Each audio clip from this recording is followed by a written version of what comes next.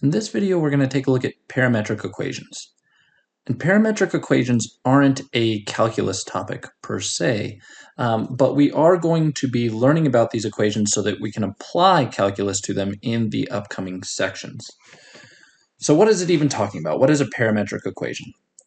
Well, so far in our mathematical history, and in particular in this class, we've always described curves as equations of either x or of y. So far, we've described curves in the following manner. So either we write them as y equals some function of x, or occasionally we've had to solve for x instead of y and do x equals some other function g of y. These are the types of curves that we've dealt with. But these can only describe functions, meaning they can only describe a single output for a given input. So these limit us to functions.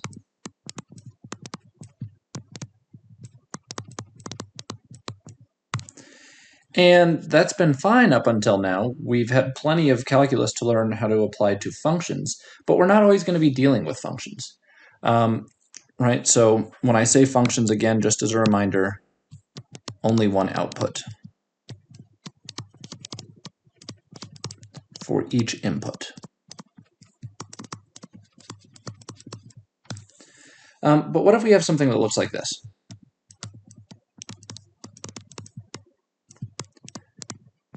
And this is absolutely something that we could wind up seeing. So here's my x and my y-axis, but my curve does something like this. It loops around and does something like that. Or it could be a circle or another graph. Well, if we have a curve that looks like this, and I'm going to call this curve C for curve. One way that we might want to think about this is as something that we can move along, a path through the xy plane that we can move along as a function of time. And so maybe at t equals 0, we're at this point on the curve over here. So right here, this is when time is equal to 0. And maybe at time equals 1, whether we're talking in minutes, hours, seconds, we've moved to this position. So here's where we are at t equals 1. And then over here, this is where we are by the time t is equal to 2, and so on. And we can think about moving along this curve as a function of time. And if we recognize that we'll be at different positions, a different xy coordinate, at different points in time, then we can recognize that both the x and y coordinates separately are functions of time. So we can think of being at different positions or coordinates, x comma y, at different times.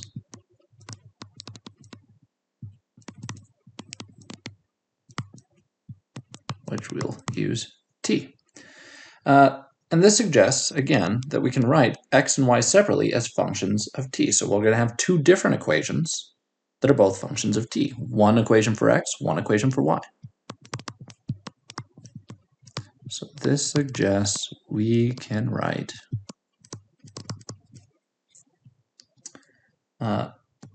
x and y as two separate functions of time. So essentially what we're going to do is we're going to let x be equal to some f of t and y be equal to some g of t. And this is what parametric equations look like. These are parametric equations.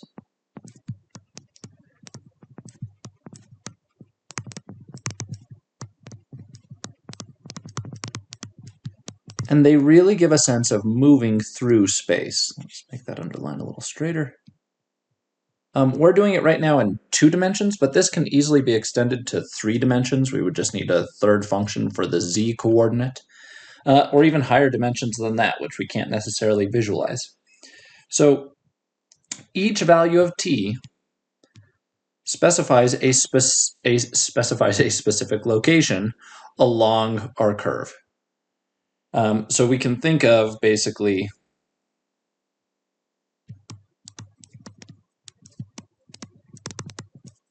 we can write our x comma y coordinates as a pair of equations that look like our f of t comma g of t. And you'll often actually just see them written as x of t and y of t instead to make it totally explicit that x and y depend on t.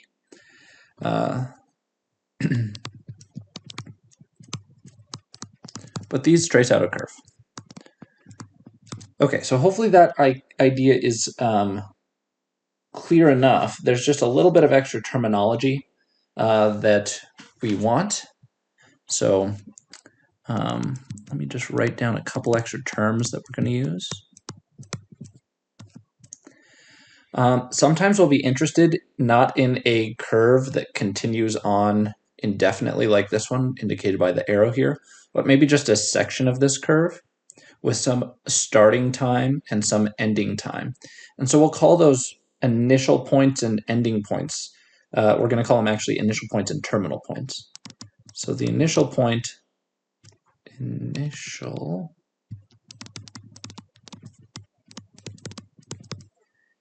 initial point might be it's our starting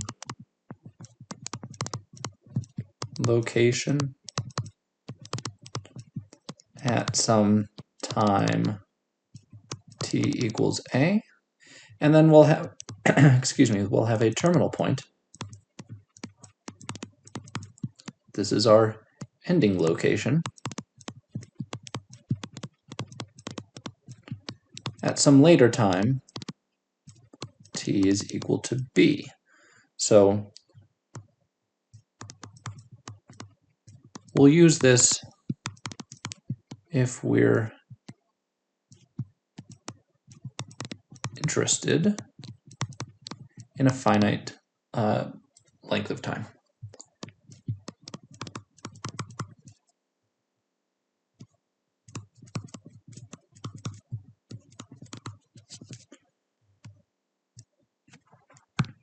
Or specifically,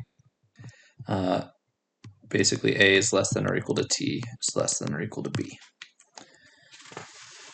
Okay, so let's do some examples where we can actually try to figure out how to sketch a curve. If I give you the parametric equation, so if I give you the f of t and the g of t, we can use that to draw a curve.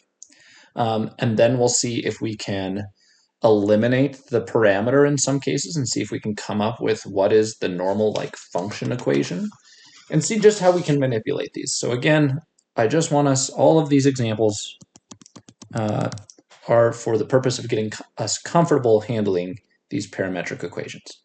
So let's do some sketches. And one way we're going to do it is just by plotting some points.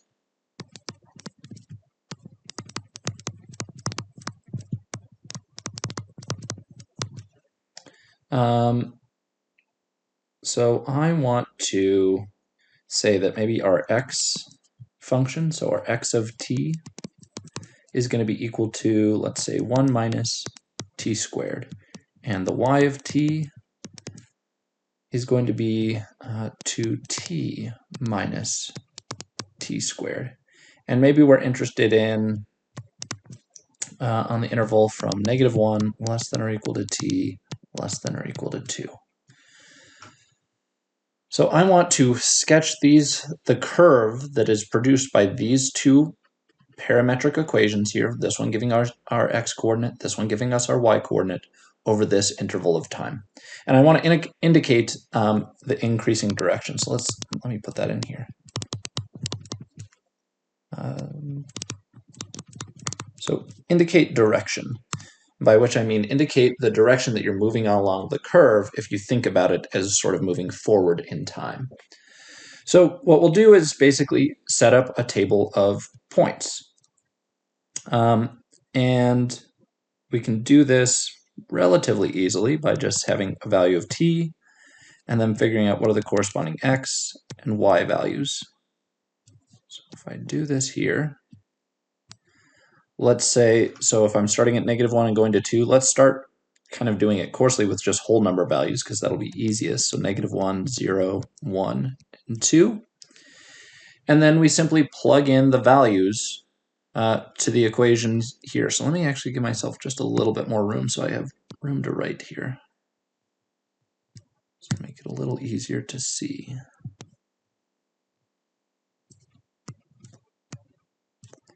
Okay, so what is x when t is equal to -1? So I need to plug -1 into x of t, and I'll get 1 minus -1 squared.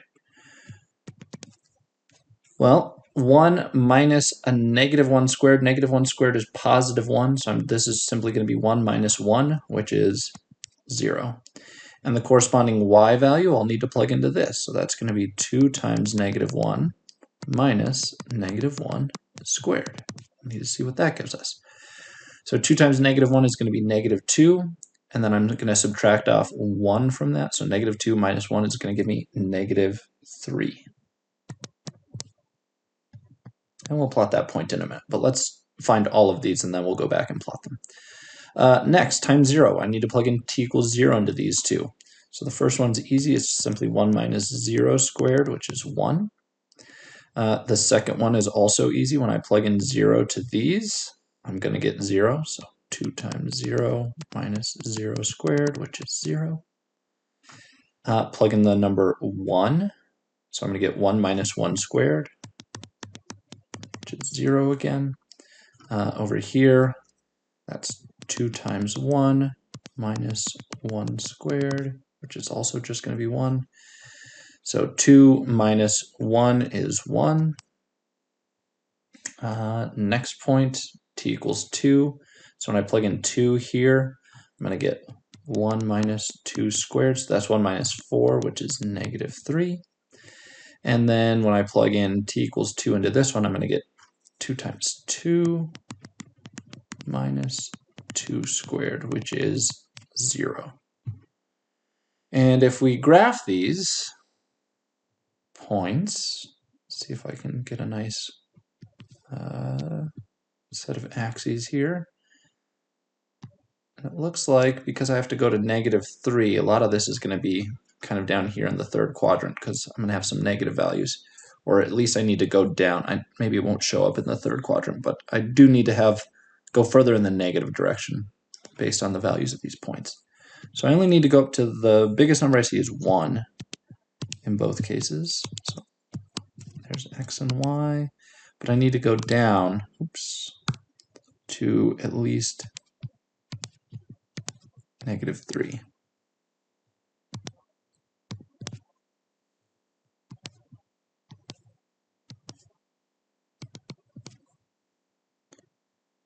Okay, I guess I can write these consistently on the other sides. So, where am I at t equals -1? So when time was -1, I was at the point 0, -3. So that is starting down here at this point. So this point right here, this is t equals -1 down here. And by the time I get to t equals 0, I've moved to the point 1, 0. So I've moved all the way up to this point here. This point is at t equals 0.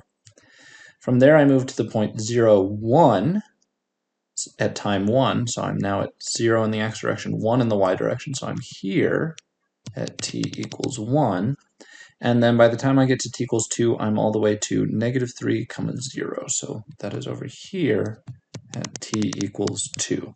So that's the direction I've gone. I've gone from here up to here, over to here, back to here. Essentially, we can basically now play connect the dots. It turns out we're going to get a little bit of a smooth curve like this when we do it. This is the direction of increase. We can put those arrows here to indicate which direction we're moving as time increases. Don't just do straight dots, right? These are smooth functions. Overall, our resulting curve will also be smooth. We don't know exactly how it'll look. We could try to predict. Maybe I could plug in to kind of get a sense of the point over here. I could plug in halfway between t equals 1 and t equals 0 to get an additional point. But this is all we need to do for now. Desmos is also capable of doing these parametric curves. If you want to take a look and try to check your work in Desmos, that's totally fine. But basically what I'm suggesting is plot a few points and then play connect the dots, but just try to keep the curve that you're using to connect the dots smooth. So if you'd drawn something where it curved and went flatter here, no problem, totally fine. Without actually plugging in some number between 0 and 1, I'm not going to know exactly where this curve passes, but I know that it's going to pass smoothly through those 2 points. So keep that in mind. It doesn't have to be, I don't know exactly what it looks like from here to here. This was just a guess. We really only know these 4 points, and I know that it needs to be smooth. We can do this for some other ones as well. Let's do another example.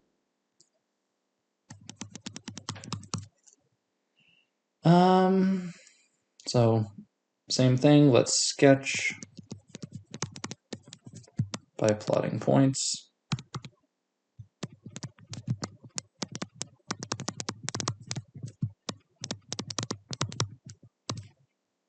And let's do for this one,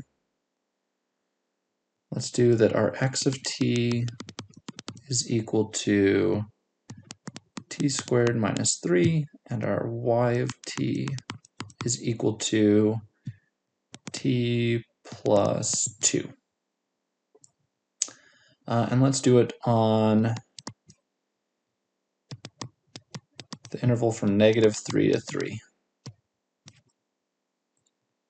And so we can set up a table just like the one that we just did. I'll have my t, my x, and my y. I need a lot more points this time because I'm doing a much larger interval of time. But let's take a look. Okay, so let's do t equals -3, -2, -1, 0, 1, 2, 3.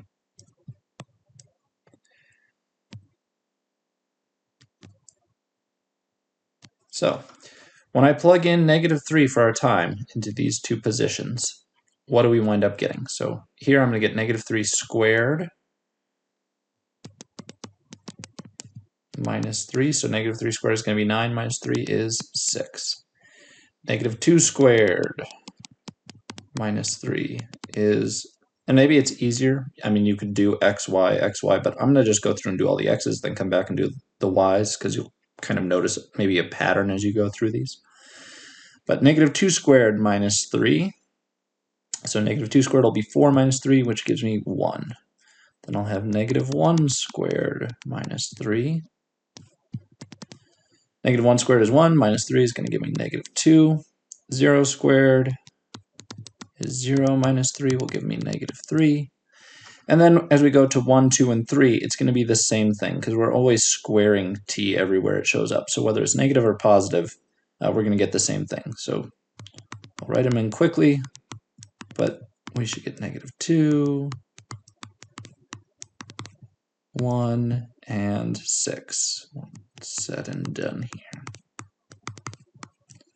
And so you see some symmetry in these numbers.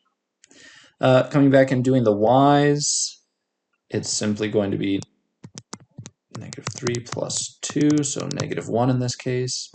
-2 plus 2 is 0. -1 plus 2 is 1. And as you can see, 0 plus 2, 1 plus 2, 2 plus 2, 3 plus 2. These are just increasing linearly because our equation is a line. So 2, 3, 4, 5. Okay, so there are the points. If I want to now graph this thing, my y values are going to go from -1 to 5, and my x values go as high as 6 and as low as -3. So I need to draw mostly room in the first quadrant. I have a little bit of negative y values. And then I need to go down to at least -3 in the x direction, but at least up to 1, 2, 3, 4, 5, 6 in the positive direction. I need to go to -1 here, and I need to go up to a total of at least 5 here. So 1, 2, 3, 4, 5. Okay, so we plug in our points. The first point at t equals -3 is 6, -1. So 6 in this direction, -1 in this direction. We are sitting right over here. So this is t equals -3. From there, I go to the point 1, 0. So here is the point 1, 0. That is at t equals -2. Then we go to the point -2, 1. So -2, 1. That's about right here. That's at t equals -1. By the time we get to t equals 0, I'm at -3, 2. So that's going to be right about here-ish. That's at t equals 0. Then from there, go to the point at time 1, which is -2, 3. So -2 up 3 puts me right about here. Next point at time equals 2 is 1, 4. So 1 over 4 up, right about here. And by the time we get to t equals 3, we're at the point 6, 5. So 6 over 5 up, and we're looking at a point right about here-ish. And we play connect the dots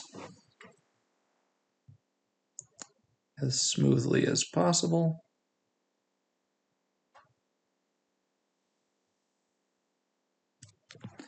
And this is the direction of increase. Maybe I could have made this a little smoother and more rounded. But again, it's not super important.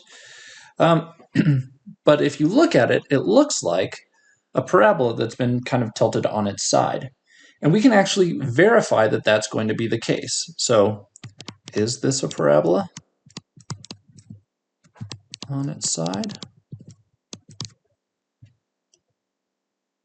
The answer is yes, but let's verify that. So first, intuitively, why might this make sense? Well, basically, if you think about the way that t works, how does t change? We're thinking of t as changing linearly. It literally is its own function. So t goes from -3 to -2 to -1 to 0 to 1 to 2 to 3. So t is always going to be a linear function. So we need to compare how do x and y compare to one another. Well, in this case, you'll see that y is also a linear function. It's just a shifted version of t, whereas x is a quadratic function. So when I compare the x and y together, one is essentially a quadratic compared to a linear. And we wind up with the quadratic one, which is x, being the one where the parabola is oriented along. So this will make more sense, but we really are looking at kind of the relationship between x and y. Normally we think of y being a function of x. So if we compare how they're both a function of t and look at the two functions, for example, if both of them were quadratic, if they were both squared, we wouldn't get a parabola like this. We're only getting a parabola because one of them is linear and the other one is quadratic. Okay, so can we get this back into our old Cartesian normal function form? So non-parametric form, I want Cartesian form. Can we use substitution to get back to what we call Cartesian form? So meaning either y equals f of x or x equals g of y. One of those two forms. The answer is yes. So let's write down our equations again, just so I don't have to keep scrolling back up and down. So I've got x was equal to t squared minus 3, y was equal to t plus 2. So I want to solve for t in one of the two equations.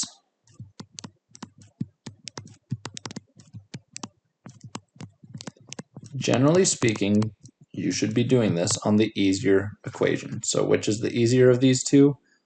The linear one. So solve for t in the easier equation in this case. So I'm going to go from y equals t plus 2 to t equals, if I subtract 2 from both sides, y minus 2. And now, if I take my other equation, which is that x is equal to t squared minus 3, I can sub this in. So substitute this into the other equation. So this is going to become x is equal to t, which is y minus 2 squared minus 3. So all I've done is take the t and replace it with y minus 2. And if we FOIL this out, I'll get what? Y squared minus 4y plus 4 minus 3. And we can simplify that a bit to get, at the end of the day, x is equal to y squared minus 4y plus 1. That is my Cartesian form, and you'll notice it is of this form, x equals g of y, which is exactly what we would expect for a parabola tilted on its side, going along the x, or opening along the x-axis as opposed to opening along the y-axis instead. So there is the way that we can convert from one to the other using substitution and verify that yes, indeed, we do get a parabola. The goal is always to solve for t in one equation, generally speaking the simpler equation, and then plug that representation of t into the other equation. That is our approach. Let's look at a couple other examples to kind of get a sense of how this can work, including talking about something that kind of starting to introduce a new parametric form that you may be familiar with, especially if you've taken trigonometry. This may look a little bit familiar. So, in this example, I want to eliminate our parameters. So that's another way, another wording of what we're doing here. So use substitution to get back to Cartesian form. This is also called eliminating the parameter. T is our parameter. That's why they're called parametric equations, because they use some parameter, in this case time, that defines both the movement in the x direction and the movement in the y direction. So we can also call what we just did here eliminating the parameter t. So this might be the wording that you'll actually see on the homework or in the textbook if you read that. So same thing, I want to eliminate the parameter in this problem, but I still want to indicate the direction of motion. So I want to be able to draw the picture of our graph by eliminating the parameter, but still be able to know which direction we would be traveling along that graph. So indicate the direction of motion. Okay. So in this case, I want x to be equal to 1/2 cosine of theta, and I want y to be equal to 2 times the sine of theta, and I want this all done on 0 less than or equal to theta less than or equal to pi. Okay, so I don't want to try to graph it by plotting points. I want to eliminate the parameter, see if we can get a function that I kind of maybe recognize, see if we can graph that, and still be able to indicate the direction of motion. The thing I'm wanting to point out here is when you see trig functions in parametric representations, you are going to be dealing with shapes that are, and we're going to be seeing a bunch of these in the upcoming section, but shapes that often follow sort of periodic formations, right? Sine and cosine are both periodic functions.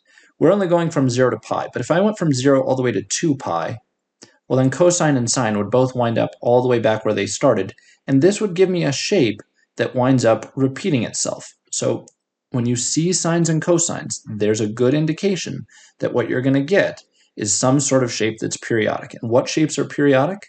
Things like circles. You start at this point, you go around, and you eventually wind up back at the point you started at. Or things like ellipses. Or if only one of them is periodic, maybe something like a spiral, where one parameter is kind of changing, or we've got some factor that's growing in front of them, or something like that. So let me eliminate all of those. But these are the types of things just in general that you can expect to see.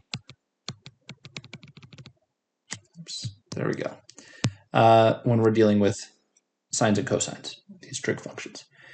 Okay, so again, we want to eliminate the parameter in one of these. And there's some different ways that we can do this, but it's all kind of tricky. So on the last one, it was kind of obvious which one we should pick to solve for theta. On this one, it's harder to know which one should I use to solve for theta. It doesn't really matter. So I'm going to just solve for theta on the x one. So I want to solve for theta in one of the equations. And I'm just going to do it in the first because they both look like they're kind of ugly. There's not one that's obviously going to be nicer than the other. And you might see that this first one does, in fact, work out to be just slightly nicer. And here's why. So I'm going from x equals 1/2 cosine of theta, and my goal is to get to the theta. So the first thing I want to do is eliminate this 1/2, so I'm going to double both sides. So multiply both sides by 2, and I'll get 2x equals cosine of theta.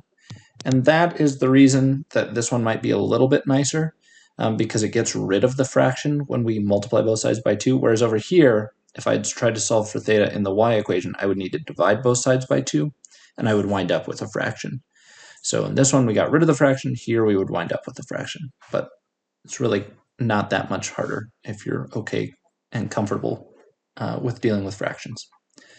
So the last step to get theta by itself is I need to undo a cosine. How do you undo a cosine?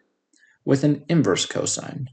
So this will give me that if I take the inverse cosine of both sides, I'll get theta equals the inverse cosine of 2x. And if I look at my other equation, y equals 2 times the sine of theta, well, now that's going to be equal to y equals 2 times the sine of this theta that we just found, which is the cosine inverse of 2x.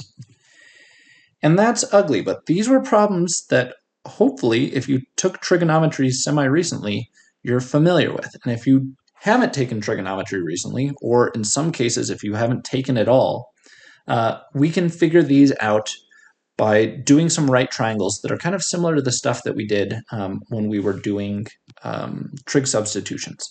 So let me show you what I mean by that. So how can I write this not as this big, ugly formula? Because I have no idea what this looks like. I don't know what the sine of the inverse cosine of 2x looks like. But what I want to think about is when I see this statement right here, this is the important one, this piece. If I interpret this, whenever I see an inverse trig function, I can interpret this as a sentence.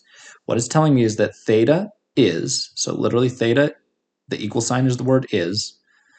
When I see an inverse trig function, the sentence is the angle whose cosine is 2x. So this is telling me that theta is the angle whose cosine is 2x. And so I want to draw a triangle. Let me leave a little room so that I can write what y is equal to in a minute. So let's do the triangle over here.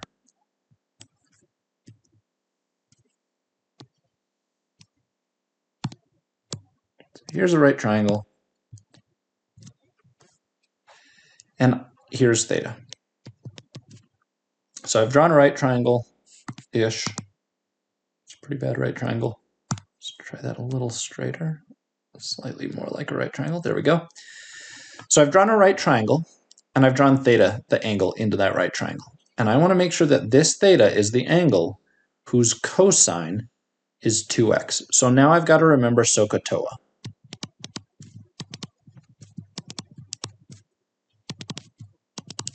How is cosine defined? Well, cosine is the ca part, so S is for sine, so sine is opposite over hypotenuse. Cosine is adjacent over hypotenuse, and tangent is opposite over adjacent. So in case you haven't taken trig, that is what SOHCAHTOA, this little mnemonic device, is meant to indicate. So for us, we're interested in this part, what cosine is. Cosine is adjacent over hypotenuse. So I want what's at the adjacent side over what goes at the hypotenuse side to be 2x. And so what that tells me is the easiest way to do that is to make what's down here be 2x and what's here be 1. And now the cosine of this is going to be this divided by this. So 2x divided by 1, which is 2x. And now all we need to do is figure out what this remaining side is. And that will allow me, because again, this is just theta, to figure out what 2 times the sine of this particular theta is. Once I have the triangle drawn out, sine is just going to be whatever's sitting over here over this side, because sine is the opposite over the hypotenuse. So the opposite side over the hypotenuse. So what's going over here? What goes on this side? We need to use the Pythagorean theorem to figure that out. I know that 1 squared plus, let's call it, we could just call it a or something like that, I guess. So I'll call this side, a is confusing because then it sounds like adjacent. So let me think of something that we don't have. What's a letter? Whatever. Letter we haven't used. S for side. It could also be for sine. Okay, some letter. K. There's a letter. Okay, K. K is good.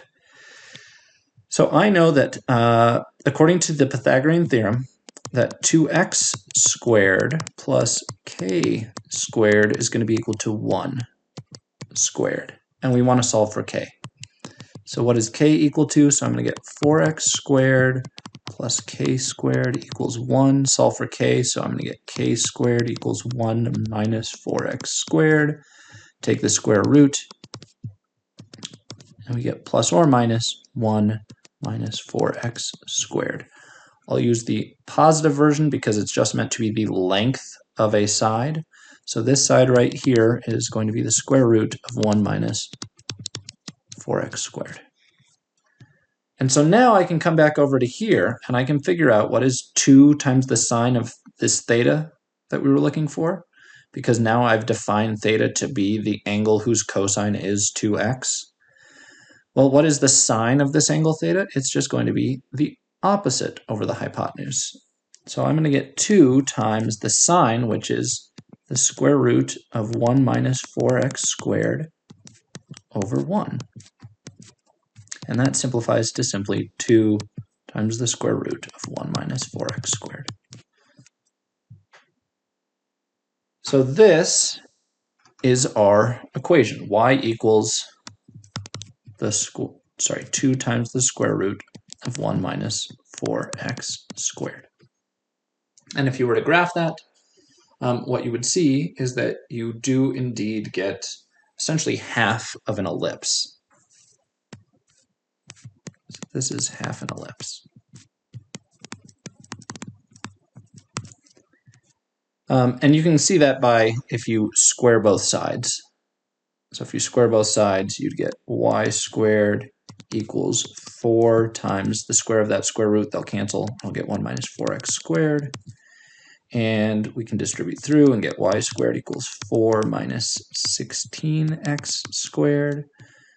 Add 16x squared to both sides, and I'll get essentially y squared plus 16x squared equals 4.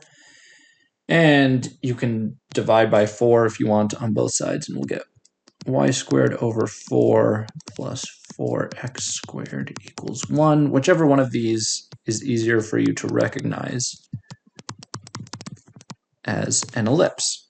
But again, it's not going to be the full ellipse because we've restricted the value of theta to be between 0 and pi. We can get a sense of what this ellipse looks like. So let me graph this ellipse. Here's x, here's y, and what is this thing going to look like? So we can pick either a value of x to plug in or a value of y. It's easiest to just find those intercepts. So for example, if I were to plug in on either one of these, what would, if x was 0, so if I made x be 0, if x is 0, we're somewhere along the y-axis, so these are the y-intercepts. So if x is 0, then this whole term is gone. What would y need to be in order to make this thing be true? So basically plug in 0. So I'm saying if y squared over 4 plus 0, plus 0 equals 1, what does y have to be? Well, this number here would need to be a 1, which tells me y needs to be plus or minus 2. So it's going to be this positive version because, again, if I did the negative version down here, keeping track of our angle theta, it's measured from the positive x-axis in this direction, and pi only goes along the top 2 quadrants. It goes through quadrant 1 and quadrant 2. If we were letting theta go further, we might also include the negative value, and again, we would get something periodic. So this is the y-intercept. We let x be equal to 0. If I want the x-intercept, I need to let y be equal to 0. So if I want the x-intercept, let's do that right here, I'm going to let y be 0. So I'll get 0 plus 4x squared equals 1. What does x need to be in order to make this be true? So we can divide both sides by 4, get x squared equals a fourth. What number times itself gives me a fourth? That is plus or minus 1/2. So that tells me that these are the 2 locations of that x-coordinate. So I'm going to get a shape that's an ellipse, or in this case, half of an ellipse. It would continue down here if we had more values of theta, but right, if we were allowing for theta to go all the way to 2 pi. But what direction are we traveling along this ellipse? Am I going clockwise or am I going counterclockwise? Which of the two is it? And I said those in reverse. So counterclockwise is the normal positive orientation, or clockwise is sort of the negative orientation. So which of those is it? Well, if we come over here, back to our original equation, we need to plug in basically our starting point and our end point to see where we're starting and ending. Or you can kind of think about what's happening as theta increases. What does cosine do as it goes from 0 to pi, etc. So when we plug in 0 for theta, cosine of 0 is 1, sine of 0 is 0, and we're starting at, zoom out, get this all on screen at once if possible. Hopefully you can still read that. So we're starting at this point right here. This point right here is where theta equals 0. And then we're moving, by the time I get to theta equals pi over 2, we get up to this point here. Theta equals pi over 2. When I plug theta equals pi over 2 in, cosine of pi over 2 is 0. So this term, the x-coordinate, will be 0. But sine of pi over 2 is 1. And I'll be up at the point 0 in the x direction, 2 in the y direction. So we'll be up here. And then by the time we get to pi,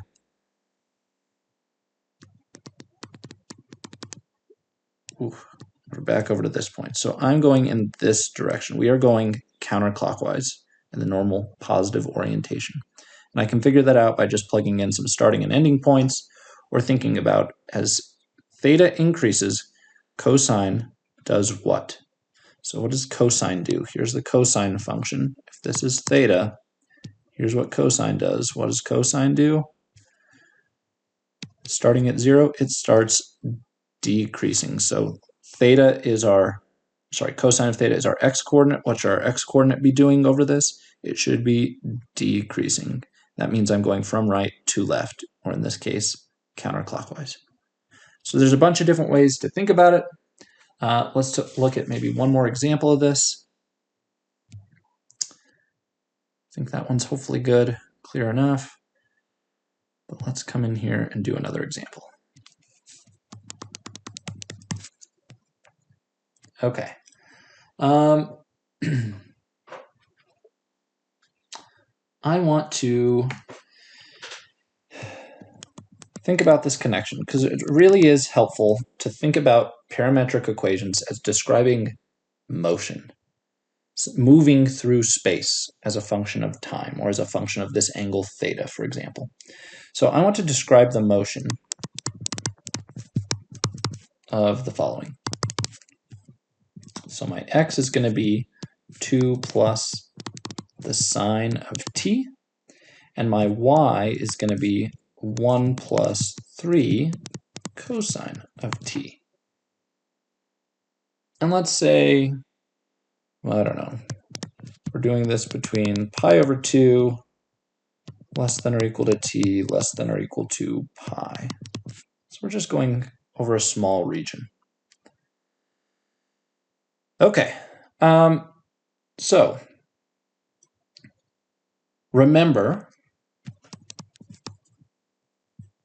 let me actually write this down, but remember that these parametric equations that involve sine and cosine tend to be circles and or ellipses.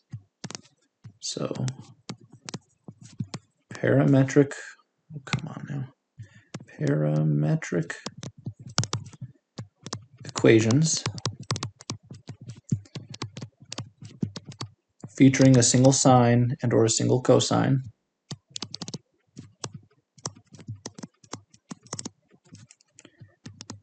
tend to be circles and ellipses. So let's graph x and y separately and think about what's going on here. So let's look at x as a function of time. So I'm going to draw it right here. So here's time, and this is the x value. So I'm just graphing the top equation here. It's a sine function, but what's been done to this sine function? It's been shifted up 2. So instead of oscillating around the x-axis, it's going to oscillate around this line right here, up at a height of 2. So this is kind of our new x-axis, so to speak, or in this case, t-axis, I should say, but our new horizontal axis. And the sine function does what? So again, I'm going to think of this as 0. Let's say it goes out to 2 pi right here.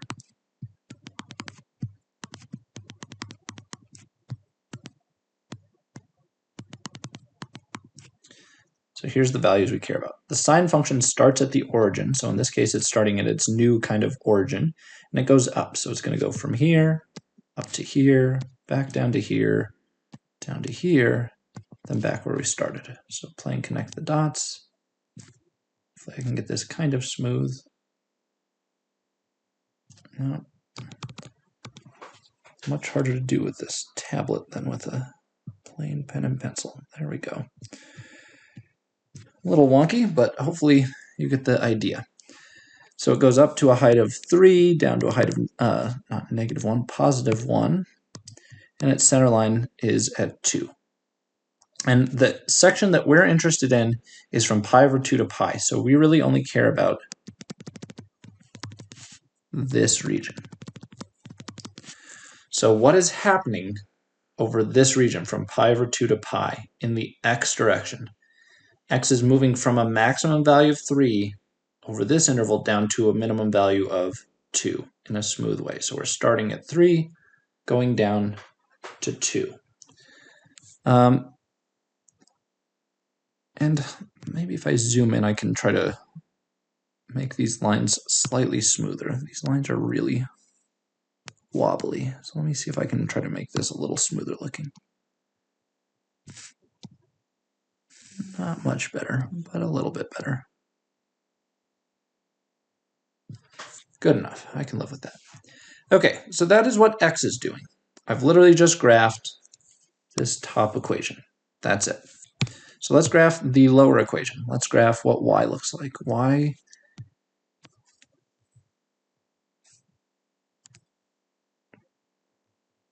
as a function of t. And so if I look at that graph, 1 plus 3 cosine of t, how has this function been transformed? Well, the 1 shifts the whole thing up 1, and the 3 stretches the amplitude of the cosine. So I'm going to say there's a height of 1, 2, 3, 4. I'm going to need to go, so this is its new center line, up at a height of 1. But the amplitude means that instead of only oscillating 1 above and below this line, it's now going to oscillate to a heights of 3 above and below this line. So again, let me see if I can line these up fairly consistently. So this is 2 pi, pi, 3 pi over 2, and pi over 2. And the cosine function starts off at its maximum value, so it's going to start up here at a height of 4. And it's going to come down and hit this point, right? Hit its sort of 0, so to speak, on its horizontal axis, which is up at a height of 1 here. So it's going to go from this point down to this point. By the time we get down here, we'll be down to this point here, back up to here, then back up to the maximum height by the time we get there. So let's see if I can draw the cosine a little more smoothly.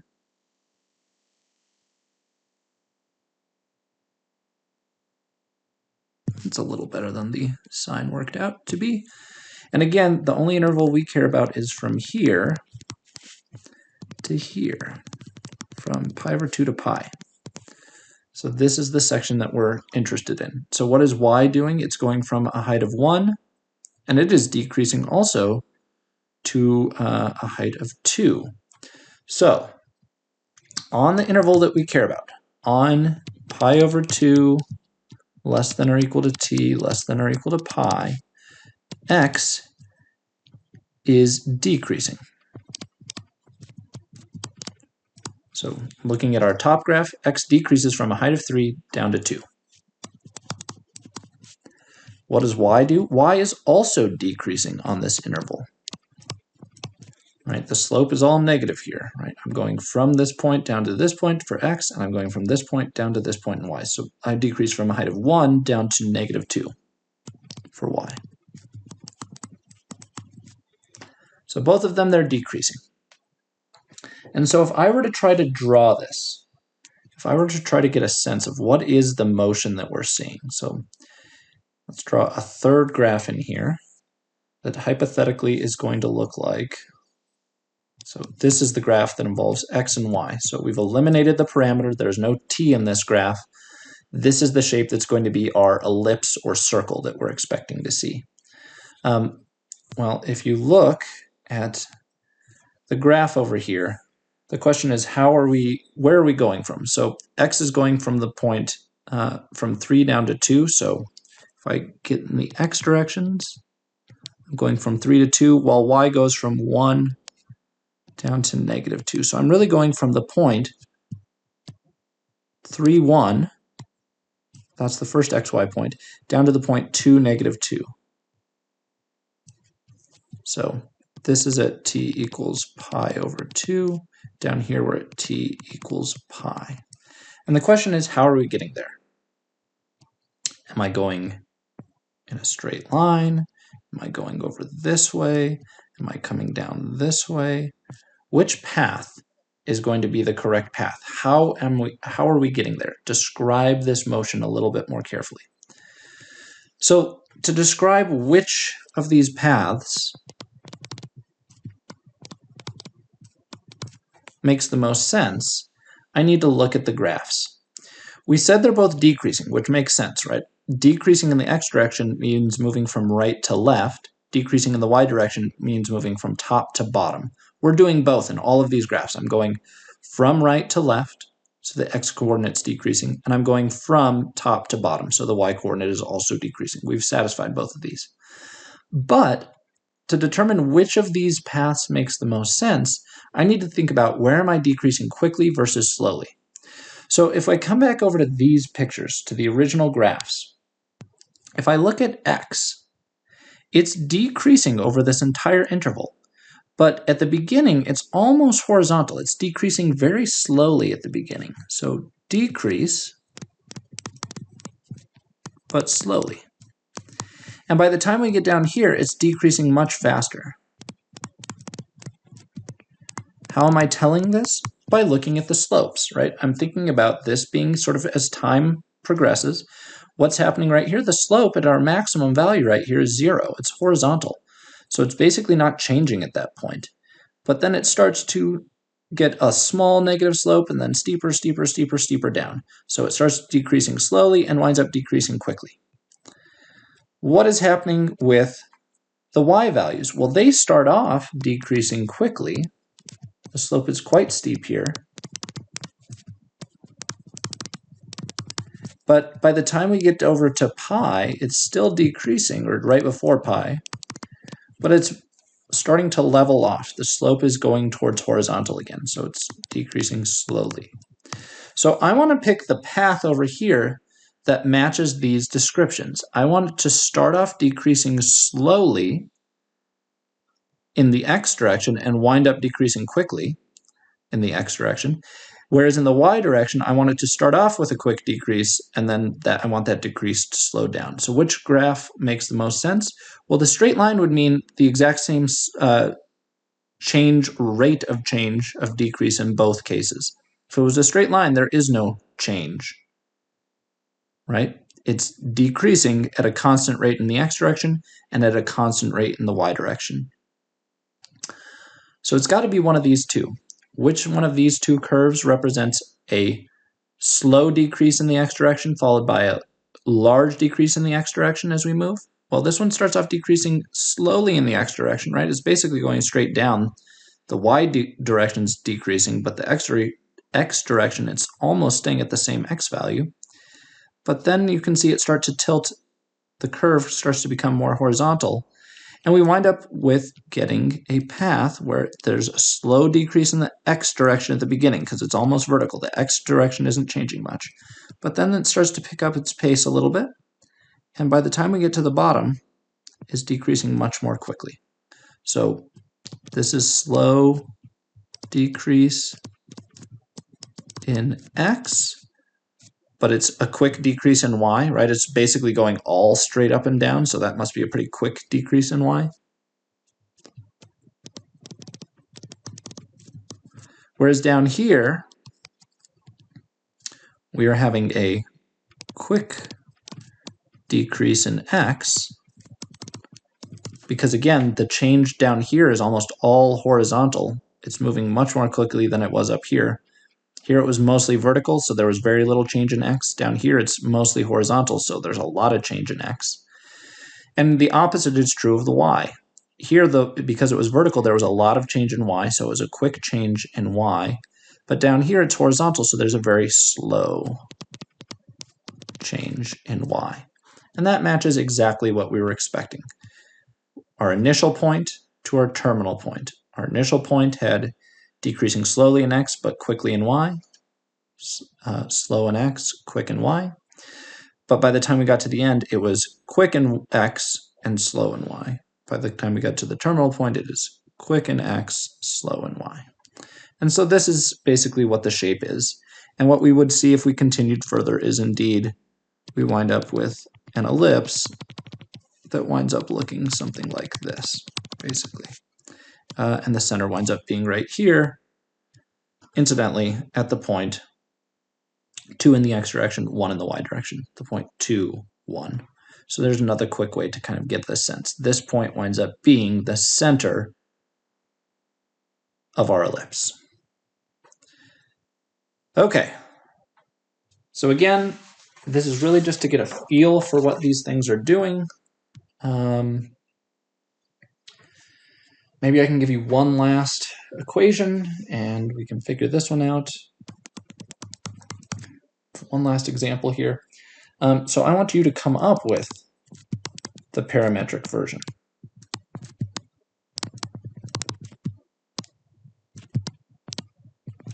Give the parametric representation of a particle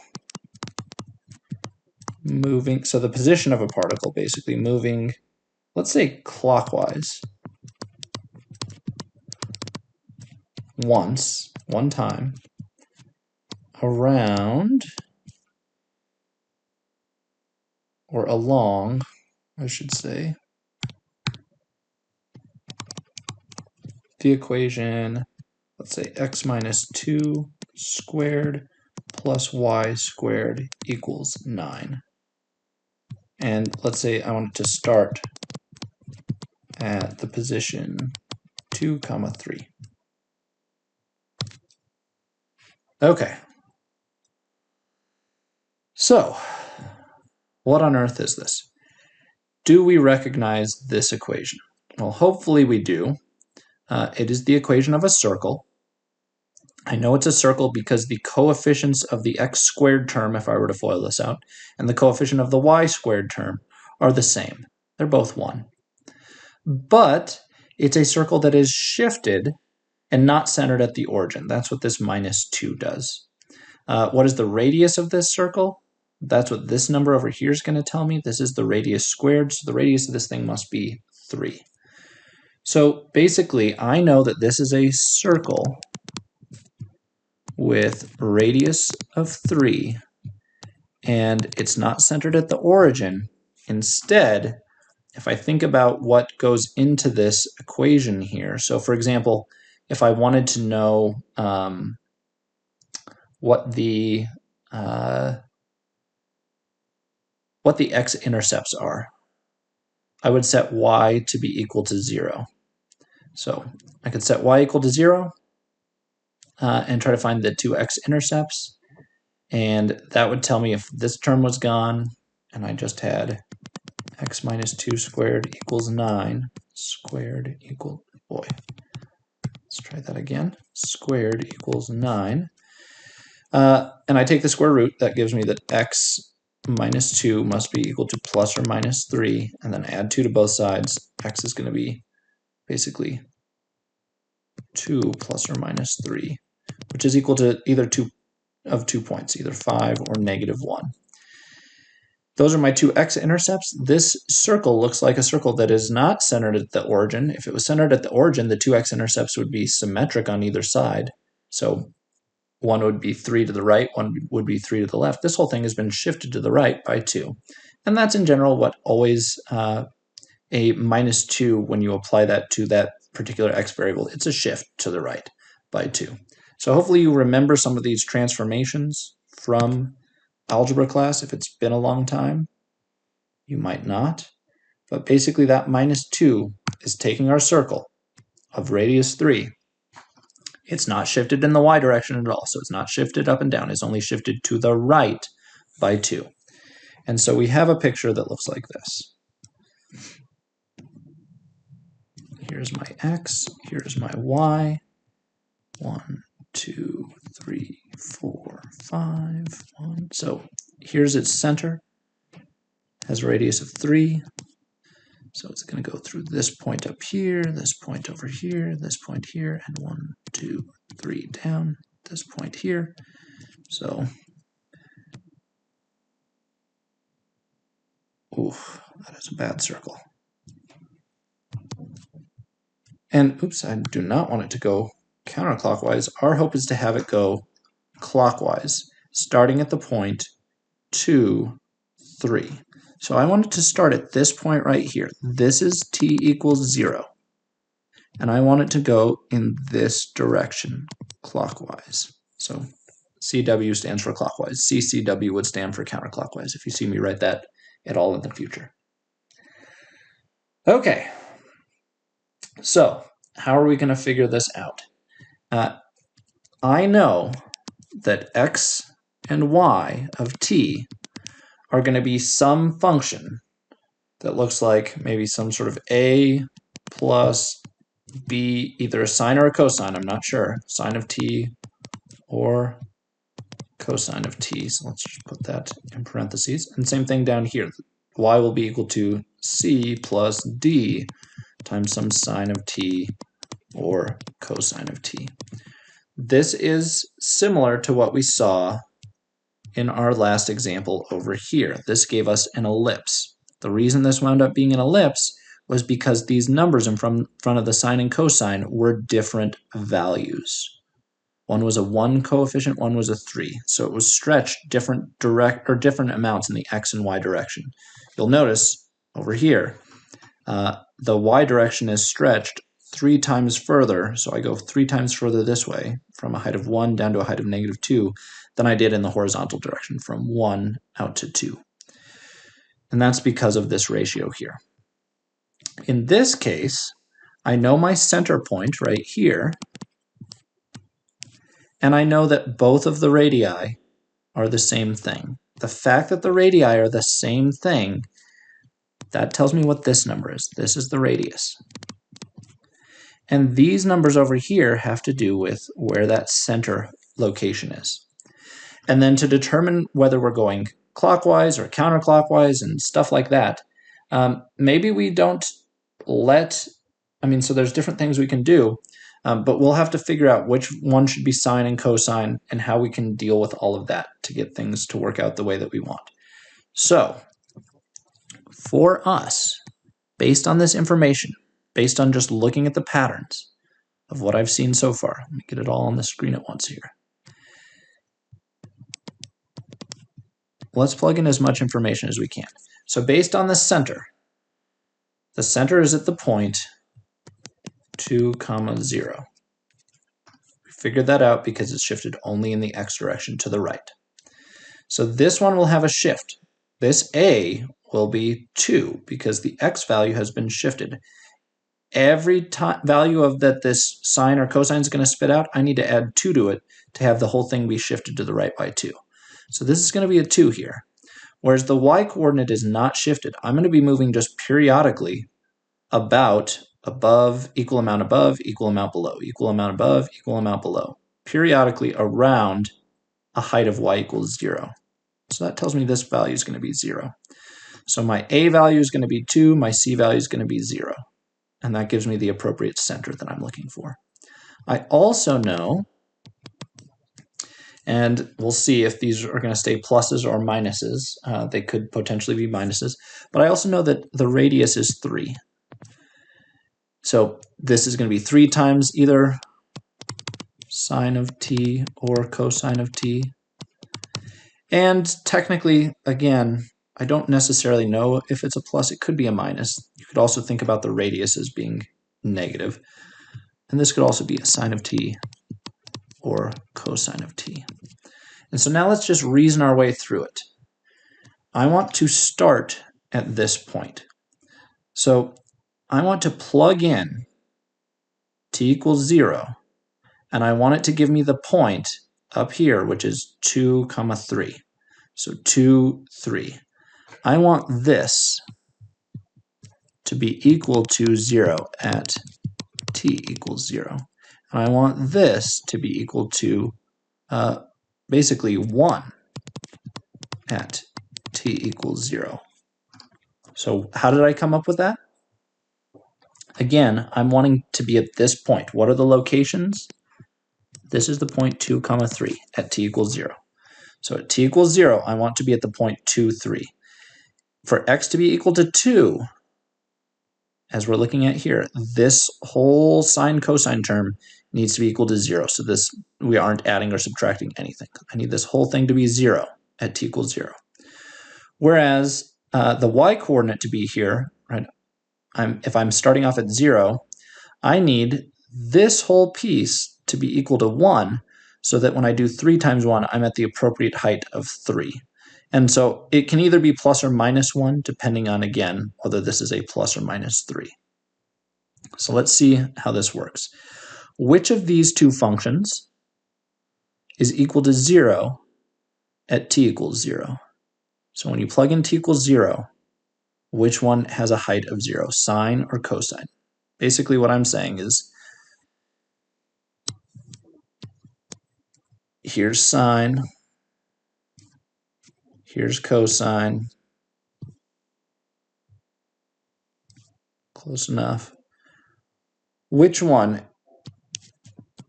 when t is 0, which one has a height of 0? And it is this one right here. It is the sine function. So this needs to be the sine function. The sine function will work. So again, my x is going to be equal to 2 plus 3 times the sine of t. My x-coordinate needs to be sine because I'm starting at this point, and what I'm doing is, initially, what does the sine function do? The sine function starts increasing, which is exactly what I want because I want to move from this point, and I want to start increasing the x direction to move in the clockwise direction here.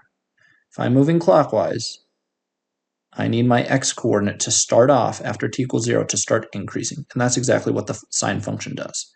So this looks like this will work for the x-coordinate.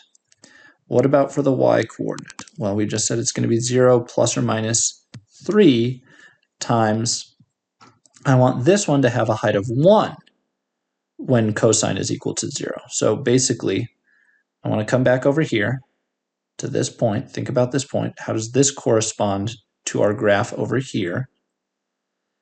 Well, at t equals 0, cosine function has a height of 1. So I suspect that this is going to be cosine of t. And that would mean I would need to leave a positive sign here. So it's going to be plus cosine of t. In order to get me, when I plug in t equals 0, cosine of 0 is 1, and indeed this whole thing will spit out a value of 3, which will put me at this point that I'm interested in. Then what do I need to happen for the y-coordinate? Well, if I'm moving in the clockwise direction, what is happening to y as I move in the clockwise direction initially? It starts off by decreasing. The y-coordinate needs to start decreasing. I'm already at the maximum height here, so it needs to decrease. Is that what cosine does? I start at a height of 1, and what does it start to do? It starts to decrease. So this makes sense in both cases. The way that we get to this answer is just by using our reasoning skills and our mathematical intuition and our knowledge of sine and cosine functions. So this is the way that we've done this. You'll start to see patterns once you've done a couple of these. I've pointed out a couple here. The radius will have to do with the coefficient sitting in front of the sine or cosines. The center will be this number that's out in front over here. And generally, you'll need both one sine and one cosine. So if we got sine in the first, it should be cosine in the second. What would it do if we changed, this to a minus sign down here or something like that? Well, that would mean we were starting at this point instead, and it would basically just be the y value would have been flipped, and I would be going in the counterclockwise direction by switching that sign. So one little sign change can have a lot of effects, but this is ultimately what this looks like for this particular problem. If you have other problems like this, all you kind of do is get the outline and then just keep tweaking things until it satisfies every condition you're looking for. So plus or minus signs, sine versus cosine to understand whether you're at the correct starting point or not. These are the types of tools that you're using, but again, ultimately, it's just a matter of building this mathematical intuition and getting comfortable with sine and cosine, having them be totally second nature, and being able to relate a graph like this to what the behavior is over here, to something that starts at 0 and starts increasing, something that starts at 1 and starts decreasing. Relating that to the x and y coordinates, are you getting the behavior that you're expecting? So hopefully this is a good introduction to parametric equations. Hopefully you've seen some of this before, but if not, this is going to kind of lay the foundation of what we're going to look at next. We're going to start to apply calculus to parametric equations.